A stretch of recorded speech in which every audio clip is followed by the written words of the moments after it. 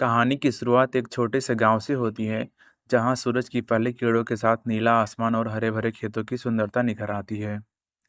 यहीं पर रहते थे आर्यन और सिया, बचपन के दोस्त जो एक दूसरे को अपनी जान से भी ज़्यादा चाहते थे। आर्यन के लिए सिया उसकी दुनिया थी और सिया के लिए आर्यन उसकी खुशियों का खजाना। एक दिन जब आर्यन और सिया गांव के पास एक पुराने पीपल के पेड़ के पास बैठे थे, सिया ने आर्यन से पूछा, क्या तुम मुझे हमेशा ऐसे ही प्यार करोगे? आर्यन ने मुस्कुराते हुए कहा, सिया, मेरा प्यार तुम्हारे लिए अनंत है, ये कभी ख़त्म नहीं होगा। सिया के चेहरे पर मुस्कान छा गई और दोनों ने उस पल को मन ही मन संजो लिया। यह उन दिनों में से एक था जब उन्हें पता था कि उनकी ज़िंदगी का एक सैड लब बनने जा रहा है। जैसे जैसे दिन बीतते गए, उनके प्यार की गहराई बढ़ती गई, परंतु हर प्रेम कहानी एक तरह उनकी कहानी में भी एक मोड़ आया। आर्यन के पिता ने उसे शहर जाकर पढ़ाई करने का फैसला किया। आर्यन के लिए एक कठिन समय था, लेकिन उसने सिया से वादा किया कि वह जल्दी ही लौट आएगा। यह वादा उनके रिश्ते का एक अहम हिस्सा बन गया। आर्यन के जाने के बाद सिया हर रोज उस पीपल के पेड़ के नीचे बैठकर उसकी राह देखती रही। वह दिन रात बस आर्यन की वापसी का इंतजार करती थी। उसने अपने दिल से कभी भी सैड लव जैसी त्रासदी की कल्पना नहीं की थी, लेकिन हर गुजरते दिन के साथ उसकी आंखों की चमक कम होती जाती थी। शहर में आर्यन ने अपनी पढ़ाई में खुद को व्यस्त कर लिया, लेकिन उसकी आत्मा का एक हिस्सा हमेशा सिया के साथ गांव में ही था। वह हर रोज़ उसे पत्र लिखता, लेकिन एक दिन जब जवाब नहीं आया, उसने सोचा कि सिया नाराज़ हो गई है। लेकिन वह नहीं जानता था कि सिया के जीवन में एक तूफान आने वाला है। यह तूफान उनकी सैड लव को और भी गहरा बना देगा।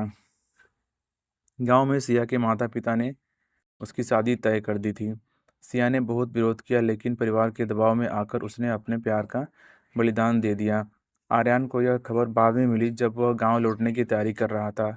उसके लिए यह एक सैड लव लव की तरह था, जिसे वह कभी लिखना नहीं चाहता था।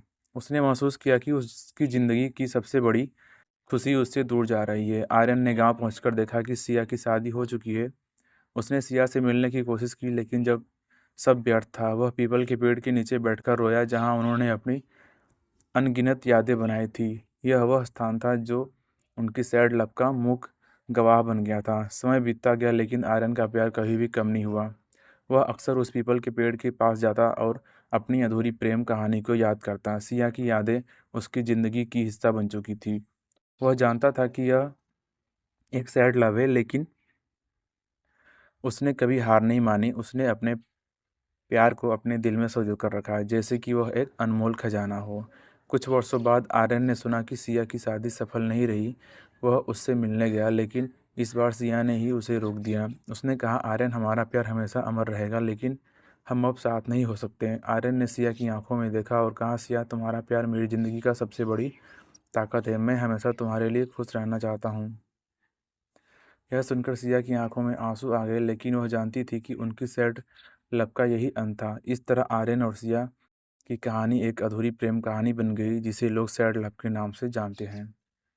उनका प्यार भले ही अधूरा रह गया हो, लेकिन उनकी यादें हमेशा जीवित रहेगी। यह कहानी बताती है कि सच्चा प्यार कभी ख़त्म नहीं होता, भले ही परिस्थितियाँ कितनी भी कठिन क्यों ना हो। आर्यन ने अपने जीवन को सिया की यादों के साथ बिताने का फैसला किया। उसने उस पीपल के पेड़ के नीचे एक छोटा सा मंदिर बनवाया, जहाँ वह हर रोज़ आकर सिया के लिए प्रार्थना करता।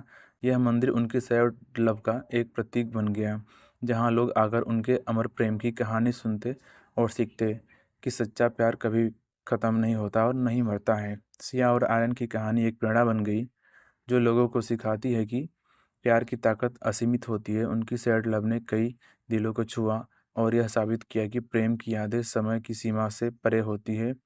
कहानी की यह अंत सिया और आर्यन के अमर प्रेम की गवाही देता है, जो समय की रेत पर अपनी अमिट छाप छोड़ गया। थैंक यू दोस्तों। अगर आपको कहानी पसंद आए तो मेरे चैनल को सब्सक्राइब ज़रूर कर देना, ताकि ऐसी ऐसी अच्छी प्यारी कहानियाँ लेकर मैं आपके लिए आता रहूँगा।